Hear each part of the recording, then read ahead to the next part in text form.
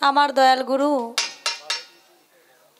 আমার কথার পঙ্খানে পঙ্খানে জবাব দিয়ে মীমাংসা করে আমার কাছে প্রশ্ন রেখেছেন। 64 প্রকারের ভক্তি আছে।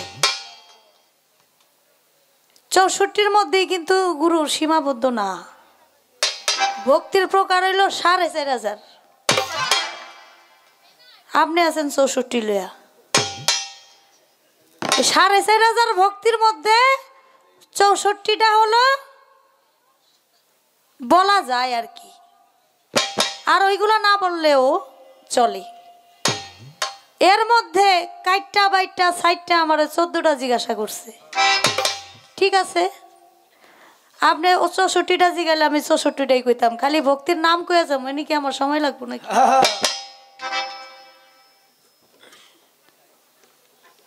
আমি কিন্তু আপনার শিষ্য, গুরু যেমন শিষ্য কিন্তু এমনই হইব। শুধু শুধু শিষ্যরা দোষ দিয়া লাভ আছে? পালা দিছে গুরু শিষ্য, পালা কি গুরু ভক্ত দিছে? আমি যদি কমিটির উপরে মাতবুরি করে আবার ভক্ত সাজ্জা জায়গা, তাহলে কমিটি আর পিসাবরা কইব দেখ কত বেয়াদব। পালা দিছে গুরু শিষ্য আর নিজে ভক্ত সাজ্জা বই দিছে। আমি এমন বেয়াদবি করতে পারি না। পালা হইল গুরু শিষ্য, আমি শিষ্যই থাকমু। আপনি যদি কৃপা করে ভক্ত বানান তাহলে আমি ভক্ত হমু, কিন্তু আপনি মনে করেন না ভক্ত হইলে যে আপনার আমি কিছু জিগামু না। কারণ শিষ্য তো চাইতে পারে, ভক্ত তো চাইতে পারে না। চাতক পাখি যেমন সারাক্ষণ আকাশের দিকে চেয়ে থাকে, কারণ চাতক পাখি হলো সে বৃষ্টির পানি পান করে তার জীবন বাঁচায়।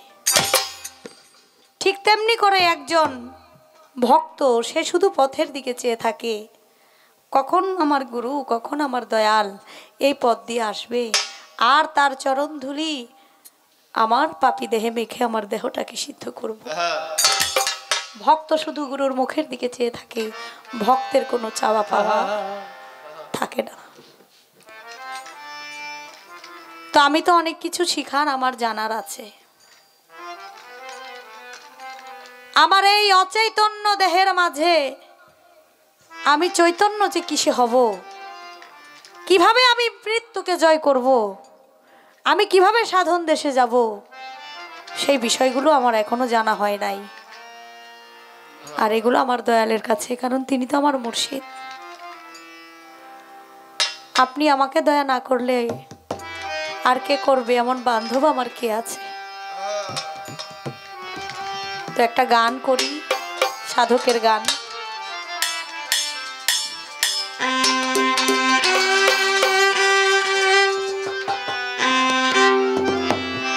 যেই দেশে নাই জন্ম মরণ, যেই দেশে নাই জন্ম মরণ, যেই দেশে নাই জন্ম মরণ, সেথায় যেতে চাই মনে আমি সাধন দেশে যাব কেমনে। ও আমার গুরু গো, আমি সাধন দেশে যাব কেমনে।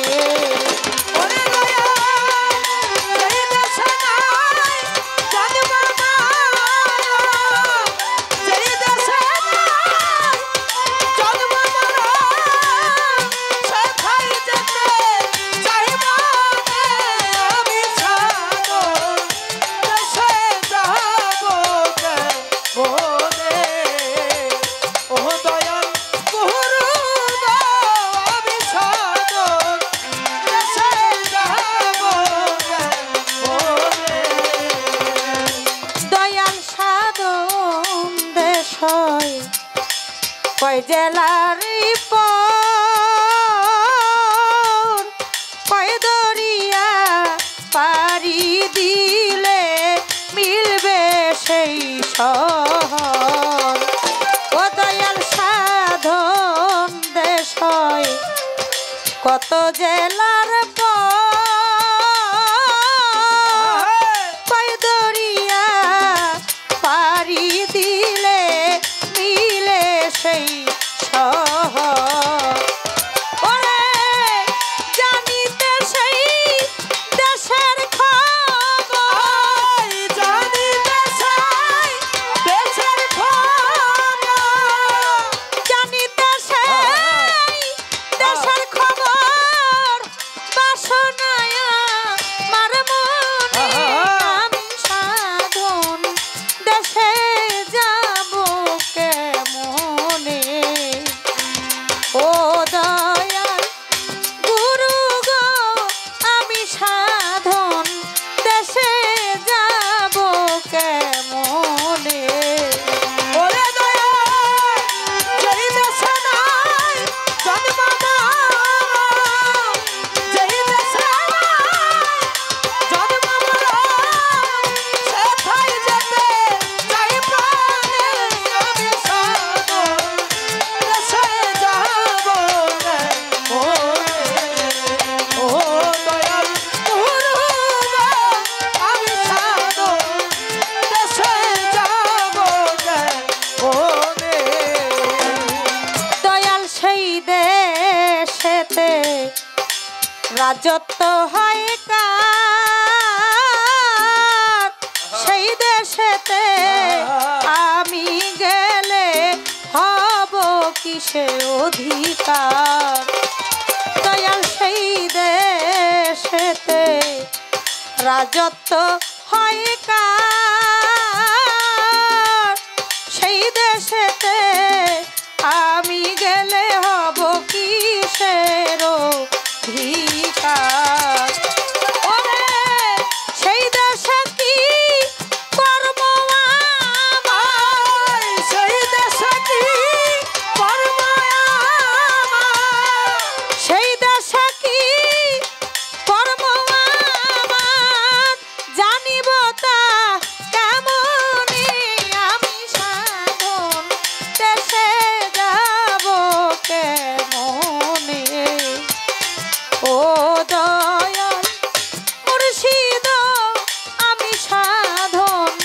দেশে যাব কেমনে ওরে দয়াল যেই দেশে নাই জন্ম মরণ যেই দেশে নাই জন্ম মরণ সেথায় যেতে চাই মনে আমি সাধন দেশে যাব কেমনে ও দয়াল গুরু গো আমি সাধন দেশে যাব কেমনে দয়াল সাধু গঞ্জেই দেশের লাগি শ্মশানে বা বন জঙ্গলে যায় রাজ্য ত্যাগী দয়াল সাধু গঞ্জেই দেশের লাগি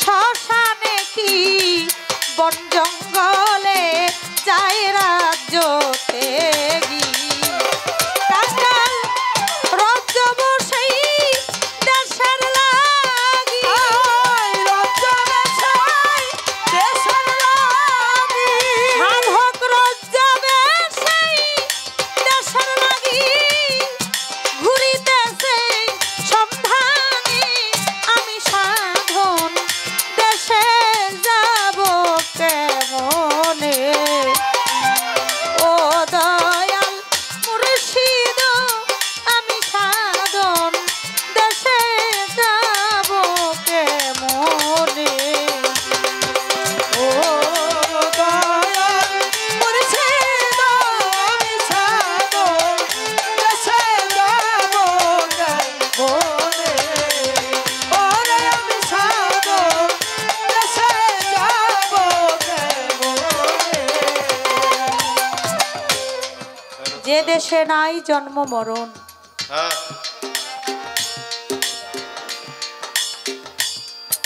যেতে চায় আমার সেই দেশে মনে আমি সাধন দেশে যাব কেমন? আমার এই আসা যাওয়ার বিষয়টা ভালো লাগে না। কবি বলেছেন, আসা যাওয়া কি যন্ত্রণা রে, আসা যাওয়া কি যন্ত্রণা, জানলে ভবে হারাইতাম না। আমি যার লাগিয়া ভবে আইলাম, ওরে আমি যার লাগিয়া ভবে আইলাম, তারে যদি পাইলাম না, জানলে ভবে হারাইতাম না।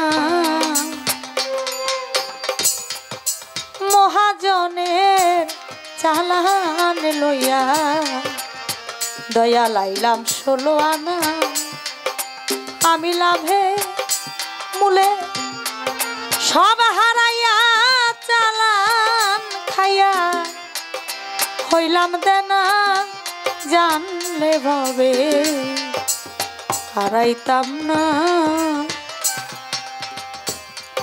মাকাল ফল দেখিতে ভালো, উপর লালতা ভিতর কালো, আগে জানতাম না। আমি না বুঝিয়া মাকাল খাইয়া আমার বিষের জাল, প্রাণ বাঁচে না। আমি না বুঝিয়া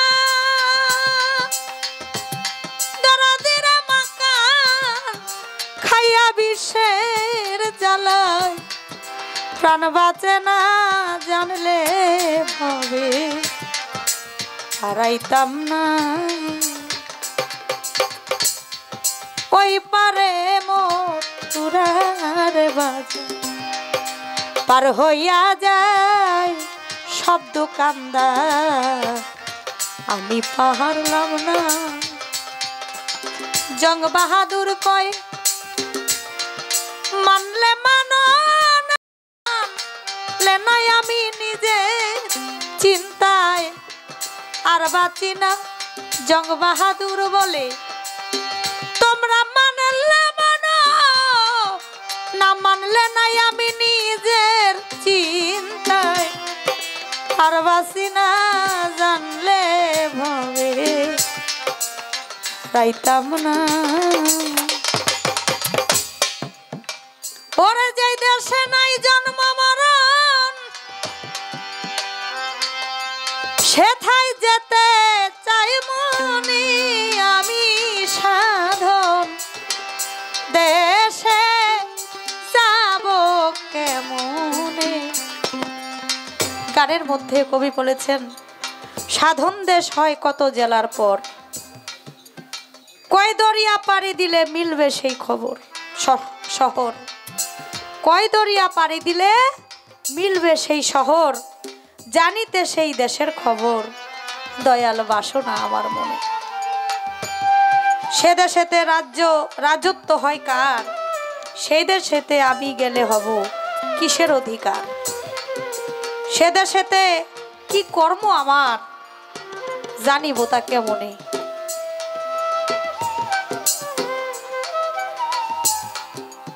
কয় কে কোন গান লেখছে এটি গায়া খালি বয়া পড়ে, নিজের চালান কই।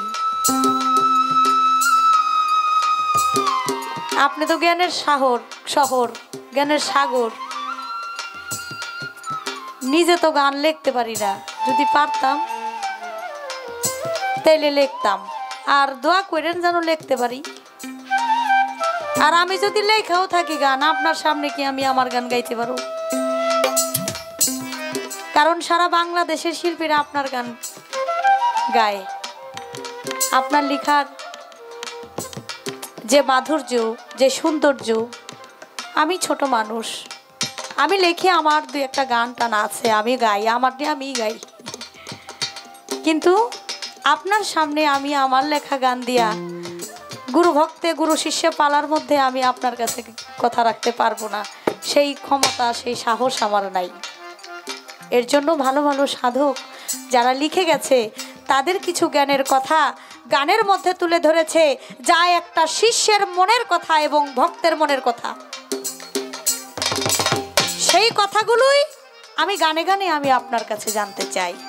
সুর এমন একটা বিষয়, সুর এমন একটা জিনিস, হয়তো ওই সুর আমার নাই, আমি যে সন্তুষ্ট করব আপনাদেরকে, তবে সুরে তো খোদারও লাভ করা যায়, সুরে খোদাকেও লাভ করা যায়।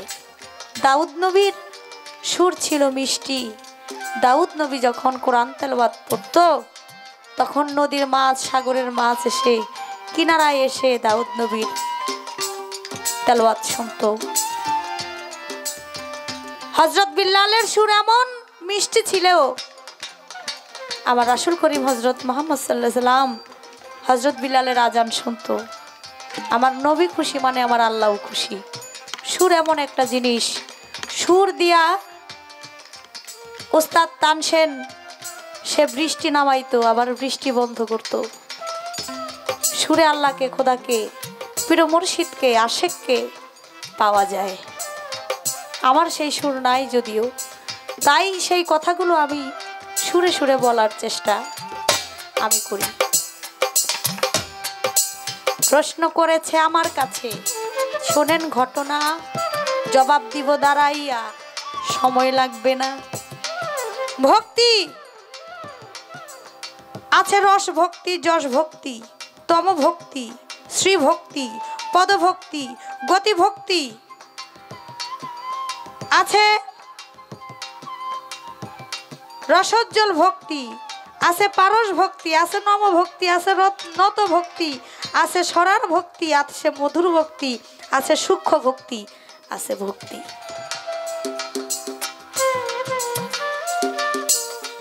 আমি তো ওই চরণে সব কিছু দিয়া দিছি, আমার বলতে তো আমার কিছু নাই, সব তো আমার দয়ালের।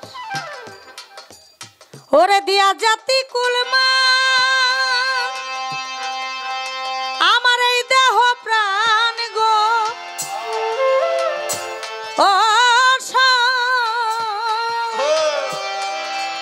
আমি তার চরণে বিকাইয়াছি, আমি তার চরণে বিকাইয়াছি, আমি কি আরাম আছি তা হইয়াছি।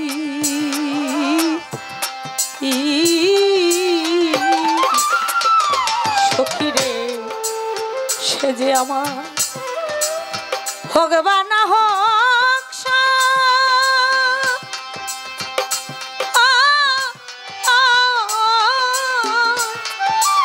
আমি যে সইতা হইয়াছি।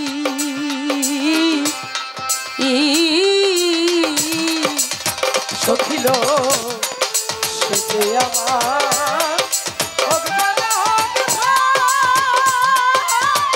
সইব আমি যে শয়তান হইয়াছি।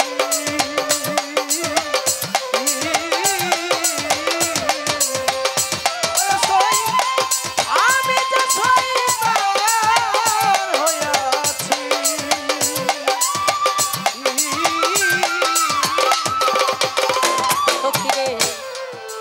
চাই না সাধে রাজার গো রাজ্য, শৈরে মরণ আমার অনিবার্য, আমি মনে ভেবেছি।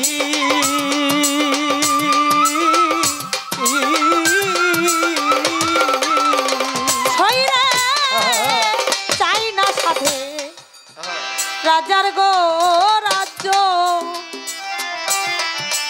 মরণ আমার অনিবার্য, আমি মনে ভেবেছি।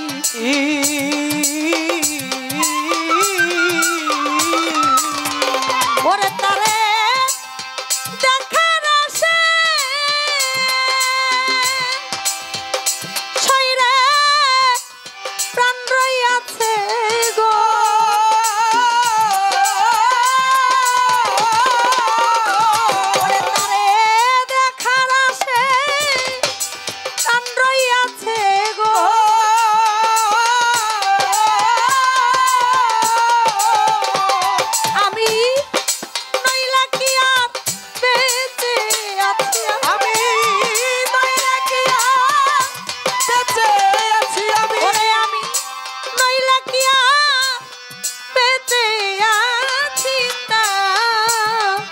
হইয়াছি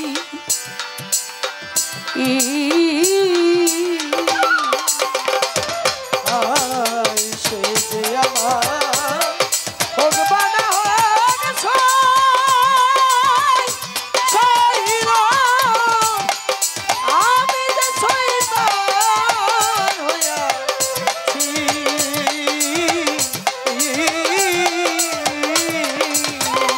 হইরে প্রেম জ্বালায় অঙ্গ গো জলে আমি কইতে নারী হৃদয় খুলে মরি কিবা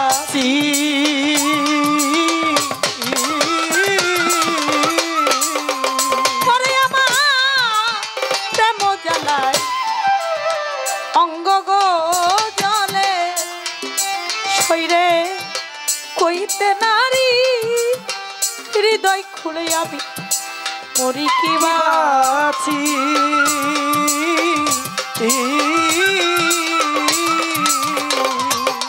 তারে দেখে যদি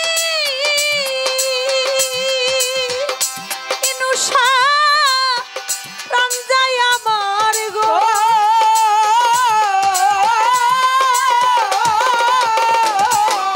তারে দেখে যদি প্রাণ যায় আমার গো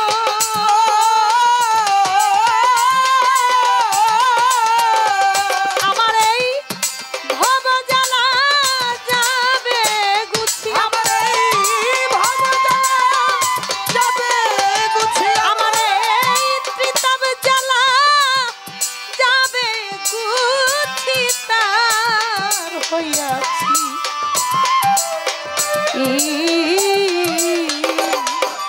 সখিল সে যে আমার ভগবান হোক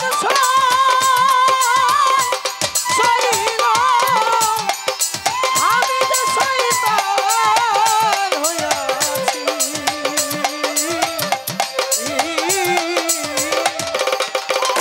করে সাধু রজ্জবে কর আমি হইলাম যা শরীরে সে যদি না হয় গো আমার প্রেমের মজা যাচ্ছি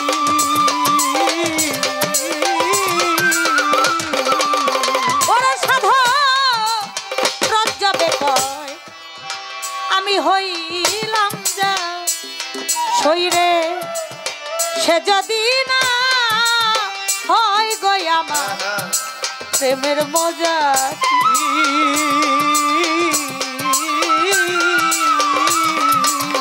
ওরা যেমন কাষ্টের সাথে লোহার পিরিত গো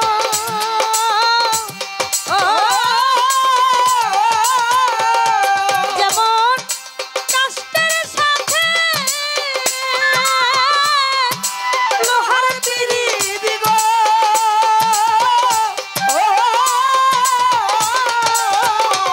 তারা জলে ভাসে দুয়ে মিশি তারা জলে ভাসে তারা জলে ভাসে দুয়ে মিশি তার হই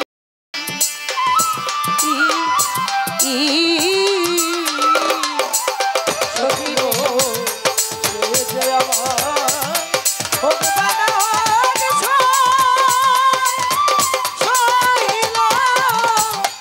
আমি যে শয়তান হইয়াছি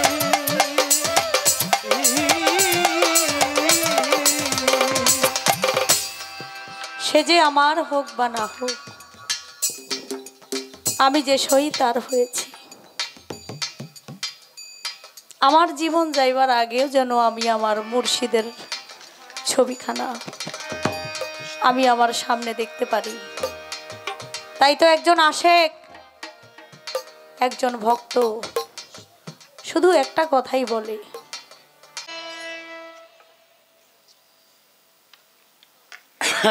একটি গান করেছেন সাধক রজ্জওয়ালি দেওয়ান সাহেবের দয়াল গুরু গো আমি কি ওই যে অগজি গাই আজকে গাড়িতে বয়ে বয়ে গেছে বয়ে তুইব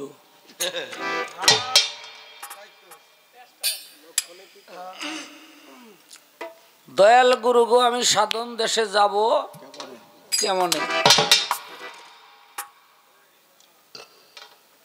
সেই দেশ হয় কত জেলার পর কয় স্টেশন পাড়ি দিলে মিলে তার খবর হ্যাঁ রজ্জাওয়ালি দেওয়ান সাহেবের গান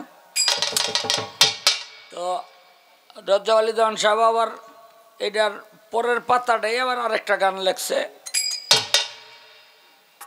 ভেবে দেখমন সাধন রাজ্য বহুদূর কাম ক্রোধ 6 জেলা ছেড়ে যেতে হবে কর্মপুর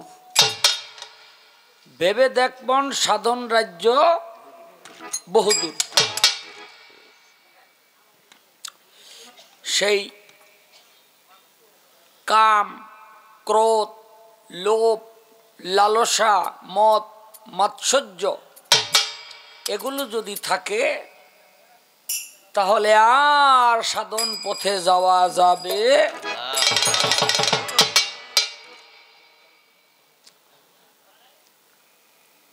ও ভাই অনেক পিছনে যারা কথা বলতেছেন একটু মেহেরবানি করে শুনেন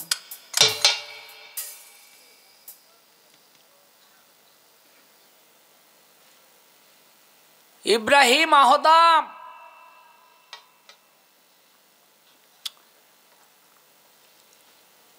রাতের বেলা বিছানায় গিয়ে শুইছে ঘুম আসে না কেন অনেকক্ষণ পর বিছানা থেকে উঠছে উঠা দেখে বিছানার মধ্যে একটা চুল এই চুলটা লম্বা এই চুলের কারণে তার ঘুম আসে না এই চুল কোত্থেকে আসলো এই চুল তো দাসীর চুল হবে দাসীকে ডাকাইছে এই দাসী এই বিছানার মধ্যে তুমি শুইছিলা বলে হ্যাঁ কতক্ষণ বলে এই শুইছি আর উঠে গেছি কেন এই জন্য সারাটা জনম এই বিছানা সাজাই দিলাম কোনোদিন শুয়া দেখি নাই তো এই জন্য মনের কৌতূহল মিটাইছি বলে তোমার জন্য আমার আজকে ঘুম হয় নাই তোমার মাথার চুল এখানে পাওয়া গেছে এই জন্য তোমাকে আমি 10টা বেত দিয়ে তোমার পিঠের মধ্যে আঘাত করব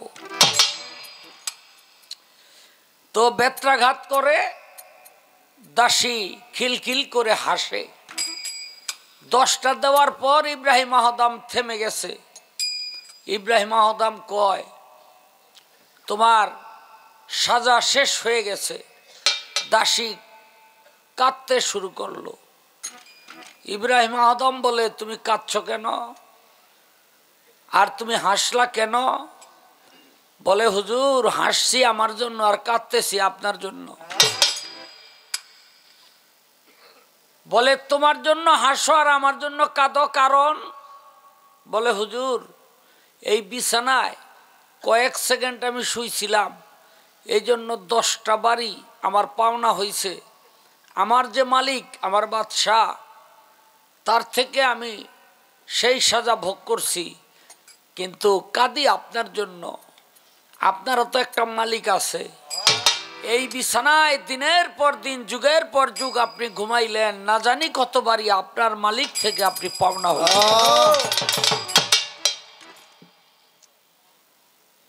ইব্রাহিম আহদামের হাত থেকে লাঠি পড়ে গেছে আর কি ঘুম আসে দেখে বাড়ির দোতলার ছাদের উপরে কি যেন দৌড়াদৌড়ি করে গিয়া উঠছে এই দুইজন রাখাল এই তোরা এখানে কি চাস কয় হুজুর আপনি তো এলাকার বাদশাহ তো আমাকে উটটা হারাই গেছে, উটটা খুঁজতাছি। ইব্রাহিম আহদাম কয় বেকুব, ওট যদি হারাইয়া থাকে জঙ্গলের মধ্যে খুঁজবি, ওট কি দোতলায় আইব? রাখাল দুইজন কয় আমরা তো বেকুব, ওট খুঁজতে দোতলায় আইছি, কিন্তু আমাদের সে বড় বেকুব আপনি। কয় কেন? কয় আপনি ওই নরম বিছানার দোতলার মধ্যে হয়ে হয়ে আল্লাহরে পাওয়ার চিন্তা করতেছেন। চাইয়া দেহে দুইজন নাই। সকালবেলা সিংহাসনে গিয়া বসছে, একজন মুসাফির ঢুকতে চায়, কিন্তু সৈনিকেরা ঢুকতে দেয় না। ইব্রাহিম আহদাম কয় এ মুসাফির, তুমি এখানে না তোমার জায়গা, এই সৈনিকেরা মুসাফির খানায় নিয়ে যাও। মুসাফির কয় হুজুর আমার একটা কথা। কয় কি? এই চেয়ারে আপনার আগে কে ছিল? কয় আমার নানা। কয় তার আগে? কয় তার বাবা। কয় তার আগে? কয় তার বাবা। কয় তার আগে? তার বাবা। কয় যেই চেয়ারে একজন বসে আর একজন ওঠে ওইটাই তো মুসাফির খানা। এই কথা কইয়াই ওই ব্যক্তির দৌড়। ইব্রাহিম আদম কই হয়ে গেছে, পেছনে পেছনে দৌড়ে জঙ্গলের মধ্যে গিয়া ধরছে। এই আপনি কে? কয় আমার নাম হযরত খোয়াস খিজির। আমার নাম হযরত খোয়াস খিজির। তুমি ওই সিংহাসনের মধ্যে বৈশা কখনো আল্লাহকে পাইবা না। তোমার একজন কামেল মুর্শেদ ধরতে হবে, তোমার একজন কামেল মুর্শেদ ধরতে হবে। বলে আমি কামেল মুর্শেদ পামু কই? বলে জঙ্গলের মধ্যে গিয়া দেখো আছে একজন। জঙ্গলের মধ্যে গেছে, ও 150-200 ভক্ত লয়ে একজন বয়ে রইছে। তো গিয়া কয় বাবা আমারে মুরিদ করেন। কয় মুরিদ করুম তুই কেডা? কয় আমি বলকের বাদশা। কয় ভালো হইছে, তোরে মুরিদ করতে পারি, এখন না। এই জঙ্গলের থেকে কাঠ কাইটা নিয়া বাজারে বেচবি, ওই পয়সা দিয়ে আডা কিনবি, আডা আইনা জঙ্গলে রুটি বানাবি, আমরা যে 150-200 মানুষ আছি ব্যক্তিরে খাওয়াবি 12 বৎসর পর্যন্ত। 12 বৎসরের যদি একদিন কোনো সমস্যা হয়, ও দিন থেকে আবার 12 বৎসর। বেয়াদবি মাফ করবেন, বর্তমান হইল পীরের দরবারে মানে আইলেই মুরিদ হয়ে জায়গা কি, হ্যাঁ আইলেই। বা আর কিছু কিছু পিসাব তো আছে, ওই যে রশিদ সরকার কইছে না, হ্যাঁ পীরে টিপে ভক্তের পাও, ও মিয়ারা দেখে যাও।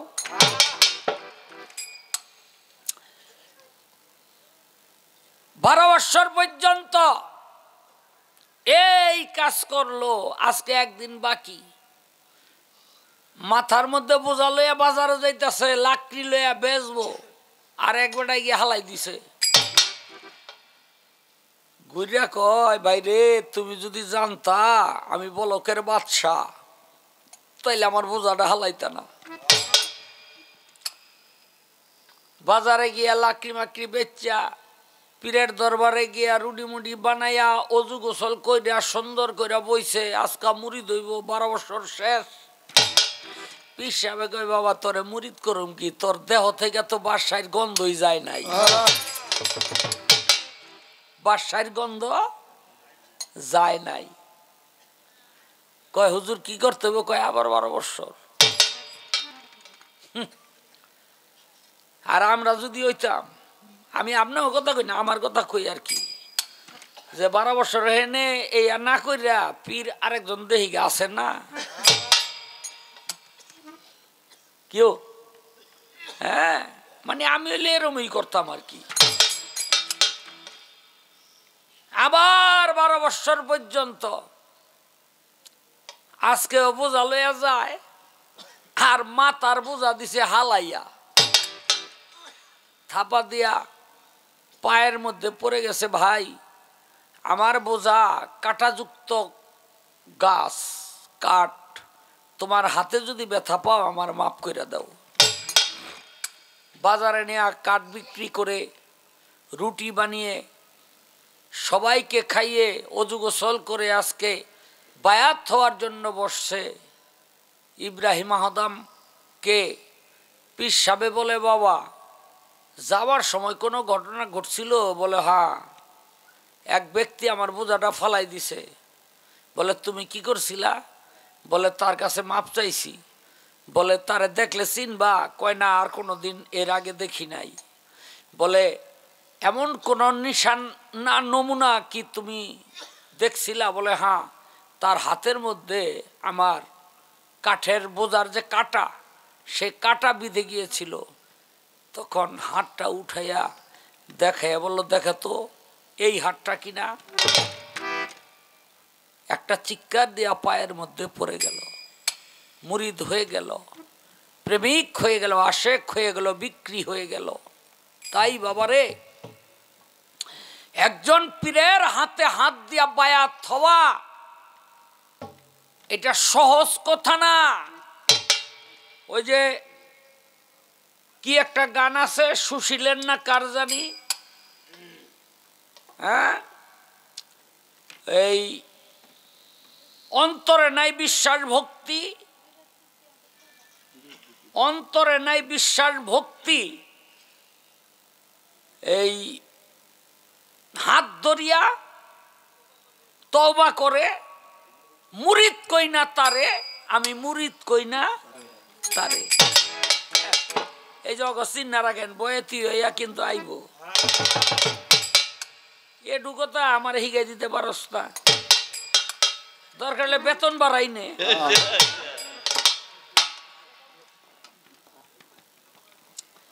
হ্যাঁ, তো 24 বছর পর্যন্ত মুরিদ না হইয়াই পীরের পায়রবি কইরা তারপরে মুরিদ হইছে। হ্যাঁ, এখান থেকে আমাদের কি আমরা শিখলাম? যে একজন পীরের হাতে হাত দিতে গেলে যদি আমার জীবনের সমস্ত সময় চলে যায়, তবুও বায়াত না হয়ে আমাকে যেন মাবুদ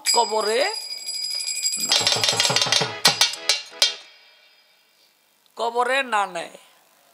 বায়াতের কেন প্রয়োজন একটু জানা দরকার। দেখেন,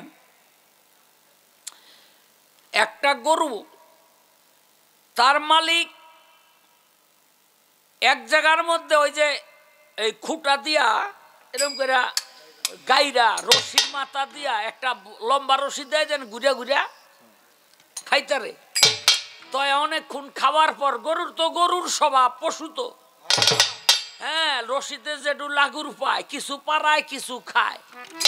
খাওয়ার পর এরপরে অহনার ওই পাড়াই না ঘাস ভালো লাগে না, হেসে জিব্বা বাড়াইয়া যেটু লাগুর পায়, এই টানতে টানতে রশি হেলাইছে ছিড়া। পাশে হইল ইরি ক্ষেত, যারা ইরি ধান বোনেন তারা জানেন, মাটি নরম কইরা তারপর হইলো ওর মধ্যে ধানটা রোপণ করে, জ্বালা রোপণ করে। ওইটারে আমগো বিক্রমপুর এলাকায় কয় জালি, আমগো এলাকায় কয় জ্বালা। একবার এরম গেছে, ভাই আপনি বলে ওই যে অল্প একটু জায়গার মধ্যে বুনে আর কি, ও ভাই আপনি বলে জ্বালা বেচবেন? কয় হ বেচুম। কোন জ্বালা নিবা? কয় কোন কোন জ্বালা আছে? কয় আমার কাছে 3 রকমের জ্বালা আছে। কয় কি কি জ্বালা? কয় পোলা বিয়া করাইতারি না এক জ্বালা, মাইয়া বিয়া দিতারি না এক জ্বালা, আর ওই যে ওই জমিনের কোনা দিয়ে একটু হালাই থুইছি ওই আছে এক জ্বালা, ইরি ধানের। তুমি কোনটা নিবা? কয় আমি ধানের ডাই নিতে আইছি।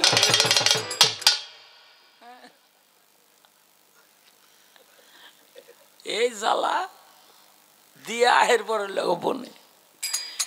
তাই গরু তো গরু, ওই পশুর স্বভাব, ও তো আর বোঝে নাই মাটি যে নরম। খাইতে খাইতে গেছে হে ইরির জমিনে, একেরে চাইরো হাত পাও আইন্দা গেছে, অনার লড়তারে না। জঙ্গলের মধ্যে আবার একটা বাঘ বাঘের একটা স্বভাব, ও দৌড়ে সারা, ও যেটা টার্গেট করবো সেটারই খাইব, সামনে দা অন্য খাওন থাকলে ও ধরবো না। দূরেতে লাভ দিয়া, দৌড়াইয়া লাভ দিয়া ওই গরুটার কাছাকাছি গিয়া পড়ছে। বাঘে তো বুঝে নাই মাটি যে নরম, বাঘেরও চাইরে তো হাইন্দা গেছে। অনেক গরুটার একটু আগুয়া কয় কেন, কয় তোরে খামু, কয় তুই খাওয়ানোর লেগে হেনাইছ, কহ, কয় রাখ তোর ব্যবস্থা করতাছি। কয় কেমনে, কয় দেখ আমার মালিক যেখানে আমার রাইখা গেছে বাইন্দা, মালিক ওখানে আমার একটু পরে নিতে আইব, আইয়া দেখবো আমি ওখানে নাই, খুঁজতে খুঁজতে হে নাইব, যখন আইয়া দেখবো আমারে আর পাশে তুই একটা দৌড় দিয়া গ্রামে যাবো গা, তোরে দেখে হে নাইব, আইব না। গ্রামে গিয়া গ্রামের ব্যাগ মানুষ লইব, লাঠি সুটা আইন আগে তোরে ফিটাই মারবো, এরপরে আমার এখান থেকে উদ্ধার করে নিব। এই বাঘ তোরে কিন্তু কেউ নিব না। কেন নিব না জানস? কয় কেন, কয় তোর কোনো মালিক নাই, আমার একজন মালিক আছে, তোর কোনো মালিক নাই। তেমনি করে ভাই একজন ভক্তের, একজন শিষ্যের মালিক হলো তার মুর্শিদ, যার মালিক নাই তার নিদান দিনের কান্ডারি নাই। এই জন্য বলেছেন যার পীর নাই তার শির নাই। এই জন্য পৃথিবীতে একজন মুর্শিদের হাতে হাত দিয়া তারপরে পর্দা নেওয়া দরকার। আমাদের সমাজের মধ্যে কি কম বহু মানুষ আছে এই মতবাদের, যদিও এটা গাজীপুর, আপনার টাঙ্গাইল, এই মানিকগঞ্জ, এই তিনটা এলাকার মধ্যে এই মতবাদের মানুষ কম। আমগো বিক্রমপুর যাইবেন হেরা কয় মুরিদাবার কিরে, কুমিল্লা যাইবেন কবে মুরিদাবার কিরে, খুলনা যাইবেন, মানে কিছু এলাকা ছাড়া সব এলাকার মধ্যে ওহাবি এমন ভাবে ঢুকছে, লামাজাহাবি এমন ভাবে ঢুকছে, আল্লাহর রসুলের সেই রেসালতকে সমাজ থেকে উঠাইয়া দেওয়ার জন্য একেবারে উঠা বইরা লাগছে। আপনি দেখেন আল্লাহ রাসূল কাউকে বায়াত না কইরা মুসলমান বানায় নাই। সূরা ফাতের 10 নম্বর আয়াতের মধ্যে আল্লাহ পাক বলে, হে দোস্ত আপনি বলে দিন আপনার হাতে হাত দিয়া যারা বায়াত হইল তা ওই হাতের উপরে নিশ্চয়ই আমার হাত রহিয়াছে, তারা যেন আমার হাতে হাত দিয়াই বায়াত হইল। অথচ ওহাবিরা বায়াতের আয়াত কোরআনের মধ্যে খুঁজা পায় না। কি দুর্ভাগ্য আমাদের, বায়াতের আয়াত খুঁজে পায় না। সূরা মুমতাহানাতের 12 নম্বর আয়াতের মধ্যে মহিলারা পীরের হাতে হাত দিয়া বায়াত হইব। রাতের অন্ধকারে আসছে 497 জন বিধর্মীদের স্ত্রী আরবের বুকে মক্কার, আয়েশা বলে আমাদেরকে বায়াত করেন। নবী মনে মনে চিন্তা করে এদের হাতে হাত দিয়া যদি বায়াত করি এরা সব কাফেরের স্ত্রী, সকালবেলায় কাফেররা আমার নামে বদনাম উঠাই দিব।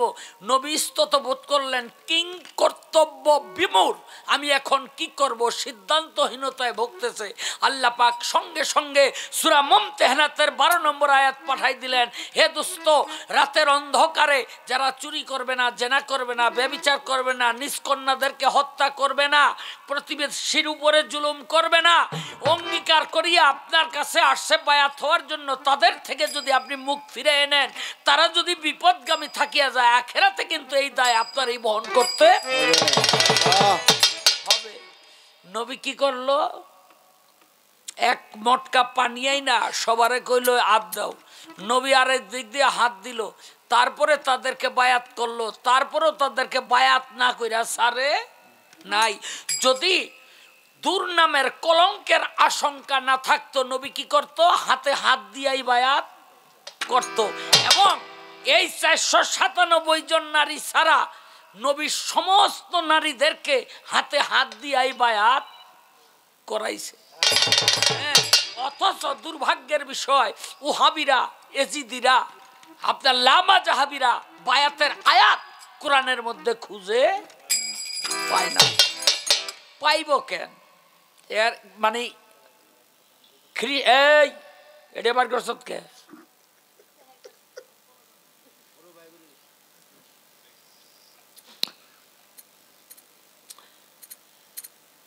কেন? এরা হলো ইসলাম ধ্বংসকারী। দেখেন আমার কথাগুলো মিলে দেখবেন, ঈদগার ময়দানে, ঈদের ময়দানে আগে নামাজ হইতো নবীর জামানায়, আর পরে খুতবা হইতো। হাদিস খুললা দেখেন। এখন কি করে? আগে খুতবা দেয়, পরে নামাজ পড়ে। কেন? এটার দেওয়ার কারণ হইল নবীর সুন্নাহ অনুযায়ী আগে আপনি নামাজ পড়বেন, পরে খুতবা দিবেন, এটা হইল রেওয়াজ। কিন্তু এখন আমরা কি করতেছি? আগে খুতবা দেই, পরে নামাজ পড়ি, উল্টাই দিলাম। কথা ঠিক কিনা? এটা কিন্তু এই ইদানিং উল্টায় নাই। নবী যখন পর্দা নিল, এই পর্দা নেওয়ার পরেই হযরত ওমর আপনার ঈদগার ময়দানের মধ্যে আগে খুতবা দেওয়া শুরু করলো, আর পরে নামাজ পড়লো। রসুলের এক সাহাবী প্রবীণ ওমরের পাঞ্জাবির কোনা ধইরা তারপরে টাইনা বহাই হেলাইতেছে। হযরত ওমর কয়, ছাড়ো। নবীর মুখের কথা শোনার জন্য মানুষ নামাজের পরেও বৈশা থাকতো, কিন্তু আমার কথা শোনার জন্য নামাজের পরে কোনো মানুষ বসবে না। কিন্তু আমার কথা হইল, যদি আমি আল্লাহ রসুলকে ভালোবাসি, রসুলের বক্তব্য যদি আমার মুখ দিয়ে বাহির হয়, আমরা যদি রসুলের রিসালাতকে আমাদের মধ্যে আয়ত্ত করতে পারি, তাহলে আমার কথা শোনার জন্য মানুষ বসে থাকবে। এটা কি এই ইদানিং হইছে? না, নবী পর্দা নেওয়ার পরে থেকেই ষড়যন্ত্রকারীরা সরব হয়ে গেল এই রিসালাতকে ধ্বংস করার জন্য। আর ফলশ্রুতিতে পৃথিবীর শত শত কোটি মুসলমান আজকে বেমুরিদান অবস্থায় কবরের জমিনে যাইতেছে। হ্যাঁ, যার জন্য একজন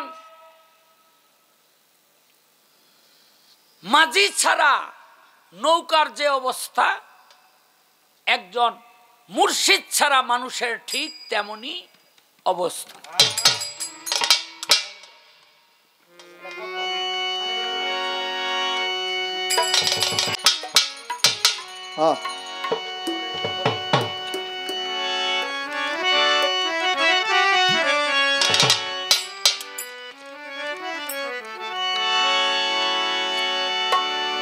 ওরে পরের ঘরে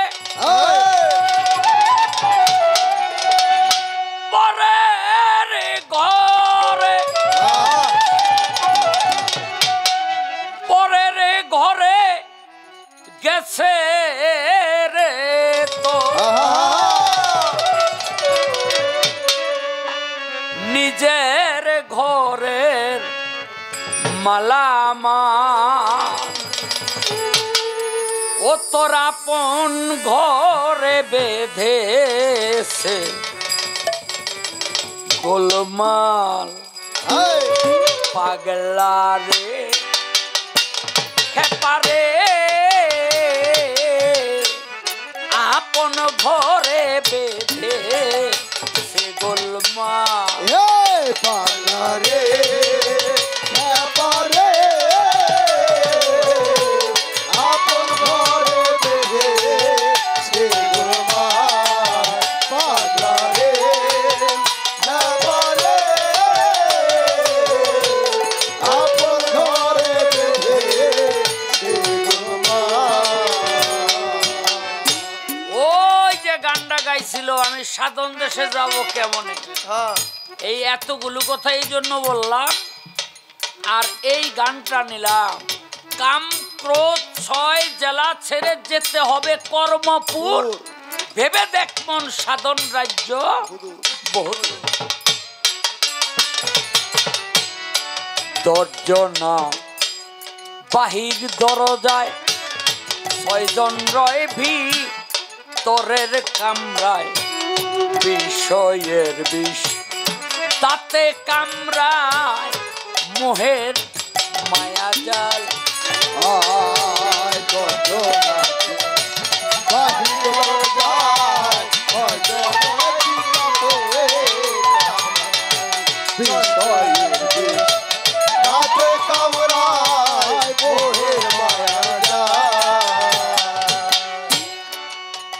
পাগলা দর্জনা বাহির দরজায় 6 জন রয় ভিতরের কামরায় বিষয়ের বিষ দাঁতে কামরায় মোহে মায়া জাল কোথায় আছে পরতন্ত্র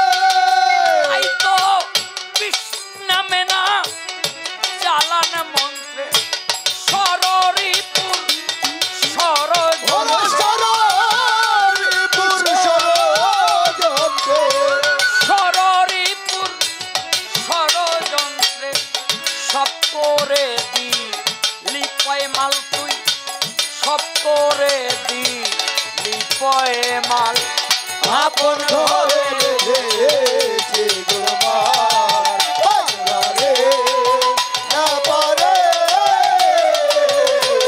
আপন ঘরে রেখেছে গোমার পাগলা রে না পারে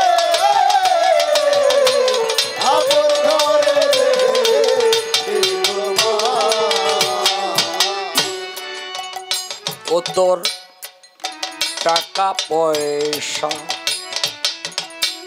সিন্ধুক ভরা পাগলা পার হতে তোর নায়ক করা হাটের মাঝি ভীষণ করা দুরন্ত ভয়াল টাকা পয়সা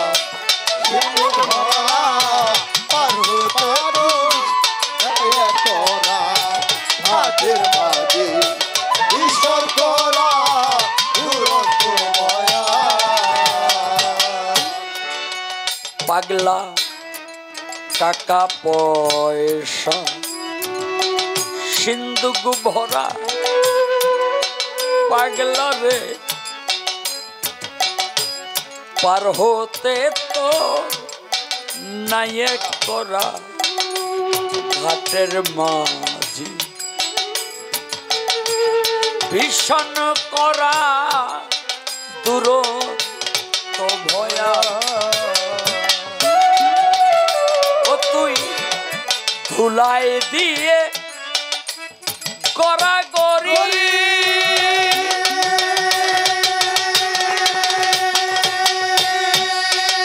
পাগলা পুরাইয়ে লো পারে রে করি ধুলাই দিয়ে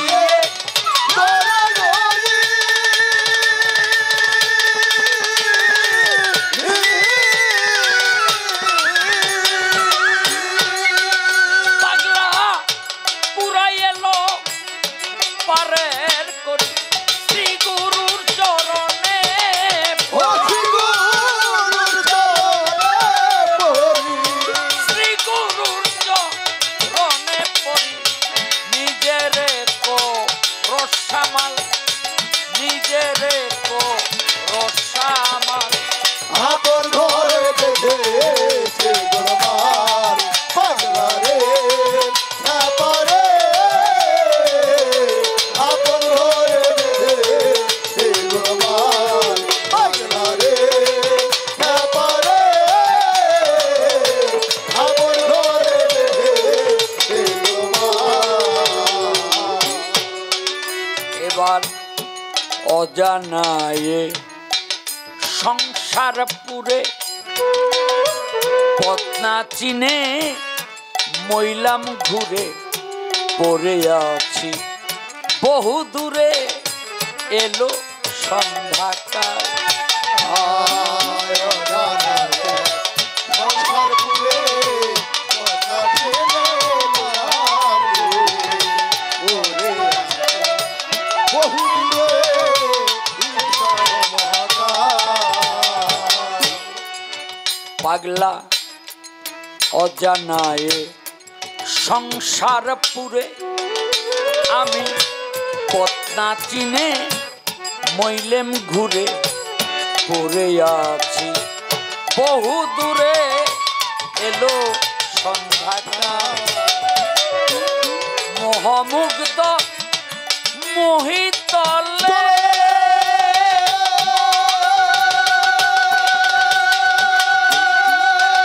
পাগলা দগ্ধ চিত্তে বিজয় বলে মোহমুগ্ধ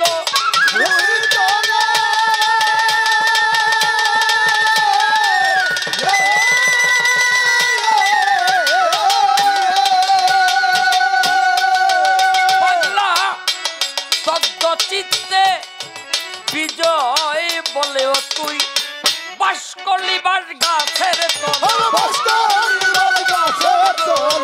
বাস করলি বাস গাছের তলে ত্যাগ করে কৃষ্ণ তোমার ত্যাগ করে কৃষ্ণ তোমার আয় আপন ঘরে রেখেছে গোপাল পাগলা রে পারে আপন ঘরে রেখেছে গোপাল পাগলা রে পারে আপন ঘরে রেখেছে গোপাল পরের ঘরে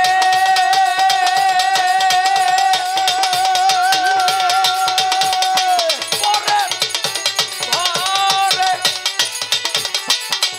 পরের ঘরে গেছে রে মনের ঘরে গেছে রে তোর পরের ঘরে গেছে রে তোর নিজের ঘরে মালামাল নিজের ঘরে মালামাল আপন ঘরে বেঁধেছে গোলমাল পাগলা রে পারে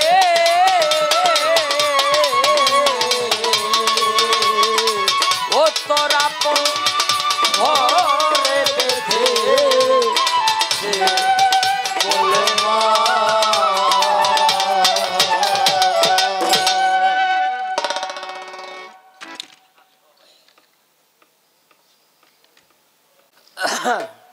কেউ যাবেন গা দেখেন এই যে নালার নর্দমার পানি পুকুরের পানি ডোবার পানি এই পানি কিন্তু ডোবার মধ্যে এক সময় ছিল না এই পানিও কিন্তু এক সময় সাগরের মধ্যেই ছিল সূর্যের তাপ এই পানিকে বাষ্প করে বাতাসের সাহায্যে উড়াইয়া নিয়া পাহাড়ের উপরে ঠাই দিছে এই সূর্যের তাপেই আবার সেই পানি সেই বরফ গলাইয়া আবার পানি করে ছেড়ে দিছে এখন পানি প্রাণপণে চেষ্টা করে আবার সাগরে মিশার জন্য কিছু পানি ঠিকই যায় কিন্তু কিছু পানি নালা নর্দমা নদী খাল বিল গর্তের মধ্যে আটকা পড়ে আটকা না পইরা ধুলা বালি ময়লায় এগুলো একেবারে আবর্জনা যুক্ত হয়ে যায় সেই পানিগুলি হ্যাঁ তখন ওই পানিগুলি আবার আশায় থাকে যদি কখনো যদি বর্ষা হয় হ্যাঁ বর্ষা হইলে বর্ষার সাথে তার সাগরে মিশার আবার একটা সুযোগ আসবে মানুষ হলো সেরকম গর্তে নালা নর্দমায় আটকা পড়া জল হ্যাঁ গুরুর এই এখানে কথা কইকে মুর্শিদ পীর মুর্শিদ ভজনের ফলে যদি এই পানি আবার সাগরের সাথে মিশতে পারে, তাহলে এই পানি আর নর্দমার পানি থাকবে না, হয়ে যাবে কোন জায়গার পানি? সাগরের পানি। হ্যাঁ, আর তার অন্য কোনো পরিচয় থাকবে না, হয়ে যাবে সে সাগরের পানি। তাই আমাদের প্রত্যেকটা মানুষেরই, যারা সুফিবাদে বিশ্বাসী, তরিকপন্থী, আমাদের সকলেরই লক্ষ্য একটা, আমি আবার কোন দিন সেই মহাসত্তার মধ্যে আমি নিজেকে বিলীন করব, ইহা ছাড়া যে আমার কোনো মুক্তি নাই। সেই মহাসত্তার মধ্যে যদি নিজেকে বিলীন করতে না পারি, তাহলে আমার মুক্তির আর কোনো পথ থাকবে না। আমি একটি গান করব, কিন্তু এই কথাগুলো বলার কারণ হলো, দেখেন, অরুস নজুল দুইটা শব্দ, অরুস নজুল। এই যে গঞ্জে মুখফিতে ছিলাম, এই গঞ্জ মুখফি থেকে এই যে আমরা এই পৃথিবীতে আসলাম, গঞ্জে মুখফি মানে সেই সাগর, সেই সাগরের মধ্যে সাগরের জলে মিশ্রিত ছিলাম। সেখান থেকে আমরা এই দুনিয়ার মধ্যে আসলাম। এই যে আসলাম, রাস্তাগুলো অতিক্রম করে, এটাকে বলা হয় অরুজ। মাফ করবেন, এটাকে বলা হয় নজুল। নজুল নজুল। এখান থেকে আবার আমাদের কতগুলো স্টেশন পার হইয়া সেই মাবুদের সাথে গিয়া মিশতে হবে। যদি মাবুদের সাথে আমরা মিশি, তাহলে হ্যাঁ, আমাদের অরুজ কমপ্লিট হয়ে যাবে, আমাদের সাধনা পরিপূর্ণ হয়ে যাবে। তখন আমার মধ্যে আর আল্লাহর মধ্যে কোনো পার্থক্য থাকবে না। এই জন্য এই যে ইয়ের একটা গান আছে দ্বিজদাস ঠাকুরের, আমি কে, তুমি কে, আগে কে, পরে কে, রবে কে, যাবে কে, বলো না, বলো না। শুনি পঞ্চতের কালে পঞ্চে পঞ্চ মিলে, 5 থেকে 5 গেলে কিছু থাকে না, থাকে না। হ্যাঁ, আমি কে, তুমি কে, আগে কে, পরে কে, রবে কে, যাবে কে, বলো না, বলো না। শুনি সাধু কানাংহিতে, শুনি বেদা দিতে, তোমাকে যে করেছে কল্পনা, কল্পনা যার মূল, আসলে তার ভুল, শূন্য ভিন্ন কিছু দেখি না, দেখি না। তা এখন সেই মহাসত্তার সাথে মিলিত হওয়ার পরেও ভক্তের আরো 2টা কাজ বাকি রয়ে যায়। এই ভক্ত প্রশ্ন করতেছি, শিষ্য শিষ্য সেই মহাসত্তার সাথে মানে ডোবার পানি সাগরে গিয়া মিশলো, মিশার পরেও আরো 2টা কাজ রয়ে যায়। ওই 2টা কাজ না করা পর্যন্ত মহাসত্তা এই আপনার বদ্ধ জলকে তার মধ্যে গ্রহণ করে না, এবং মিশার পরেও সে সেই সম্মান পায় না। এই 2টা জিনিস কি? একটা ফ্রি গান গাই।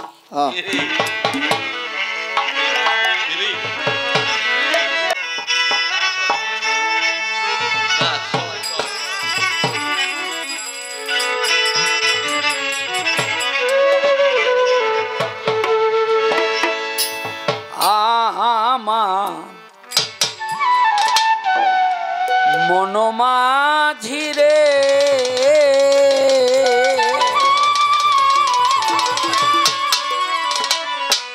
লাগাও তোরি শ্রী গুরু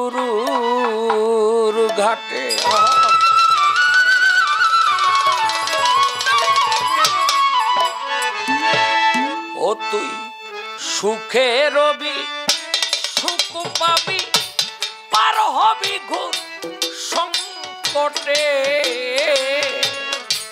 লাগাও তরি শ্রী গুরুর ঘাটে আমার মন মাঝি রে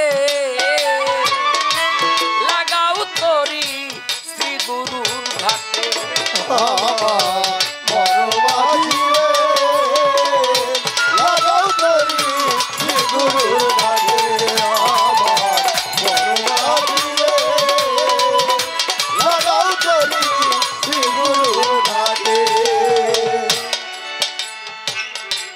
ঘাটে আছে বাজার সাধুর সঙ্গ নাম যে ঘাটে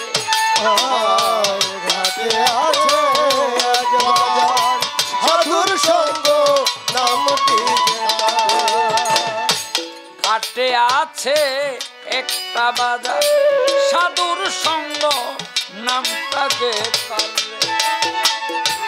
হীরামানিক বিনামূল্যে বিকাইছে সেই হাটে হীরামানিক বিনামূল্যে বিকাইছে সেই হাটে হীরামানিক বিনামূল্যে বিকাইতেছে সেই হাটে লাগাও তরি শ্রী গুরুর ঘাটে আমার মন মাঝিরে লাগাও তরি শ্রী গুরুর ঘাটে আমার মন মাঝিরে লাগাও তরি শ্রী গুরুর ঘাটে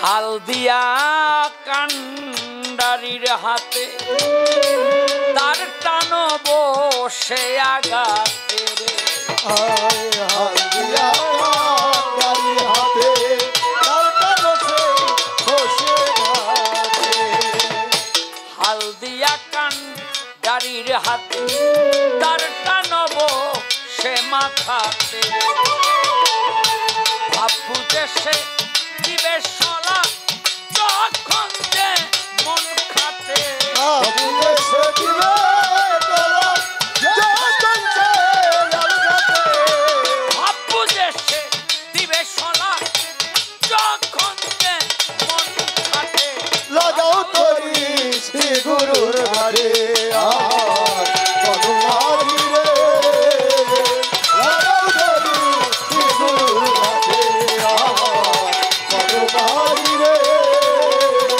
লাগাও তরি শ্রী গুরুর ঘাটে ভয় করোনা ঝড় তুফানে চালাও তরি প্রাণপণে গো ভয় করো না ঝড় তুফানে চালাও তরি প্রাণপণে রে ভয় করোনা ঝড় তুফানে চালাও তরি প্রাণপণে গো দেখবে তরি নামের গুণে আপনি লাগবে ঘাটে দেখবে তোরি নামে গুণে আপনি লাগবে ঘাটে দেখবে তরি নামের গুণে আপনি লাগবে ঘাটে লাগাও তোরি শ্রী গুরুর ঘাটে আমার পরমারি রে লাগাও তোরি শ্রী গুরুর ঘাটে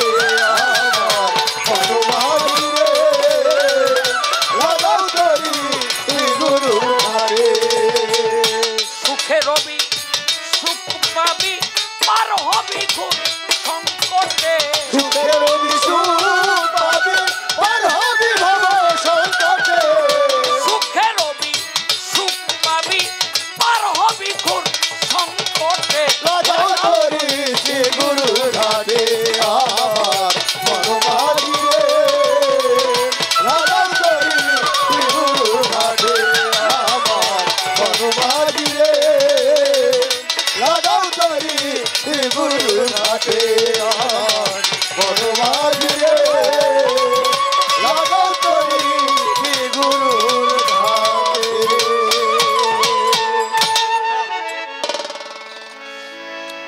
এবার আমার মন থেকে একটি গান করি। কবি বিজয় বলেছেন, নিজে গেয়ে নিজে শুনিস নিজের গান, তোর মন মতো হলে জুড়াবে সকলের প্রাণ। নিজে গেয়ে নিজে শুনিস নিজের গান।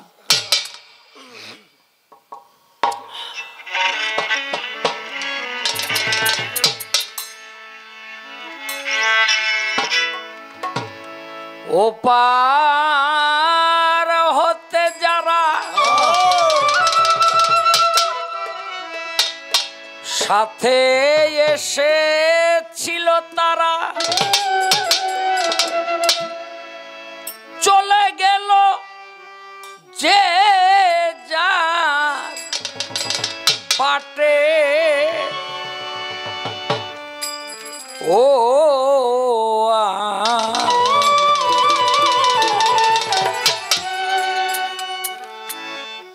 একলা বসে আছি ঘাটে, ও আমি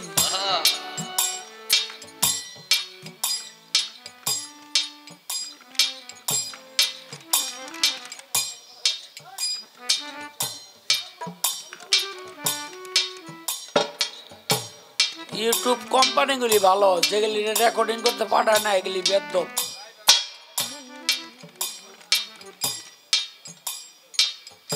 অগো পাঠাইলে 500 টাকা দিয়া রোজ, তগো আর জ্ঞান বুদ্ধি কি থাকবো।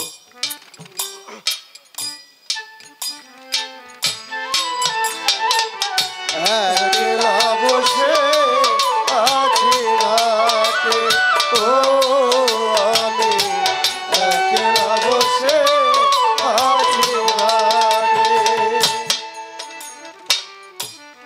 আমিও চেনা পথি পাই না পথ খুঁজে, ও আমি অচেনা পথে পাই না পথ খুঁজে।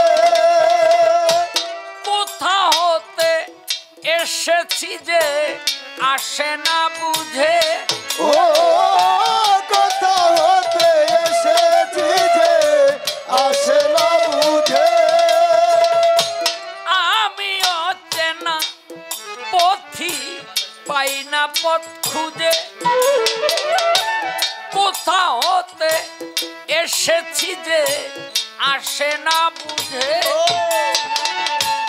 তপ্ত মরুর ছায়ায় ধরণীর ধুলির মায়ায়, তপ্ত মরুর ছায়ায় ধরণীর ধুলির মায়ায়। তপ্ত মরুর ছায়ায় ধরণীর ধুলির মায়ায় ব্যাকুল প্রহর শুধু কাটে। ও আমি একলা বসে আছি ঘাটে, ও আমি একলা বসে আছি ঘাটে, ও আমি একলা বসে আছি ঘাটে।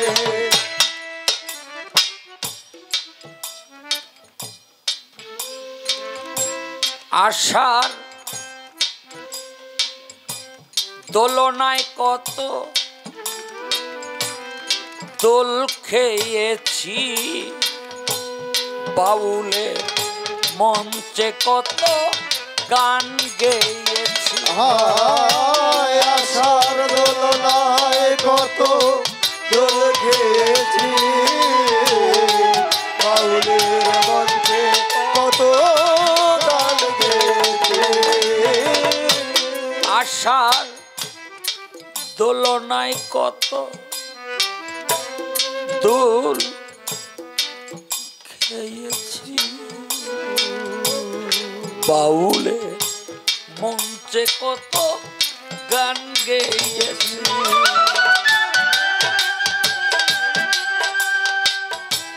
যাদের সাথে আমি খেলেছি খেলা, ও যাদের সাথে আমি খেলেছি খেলা, মিলাইয়েছি নু কত স্বপ্নের মেলা। ও মিলেছে নু কত স্বপ্নের মেলা।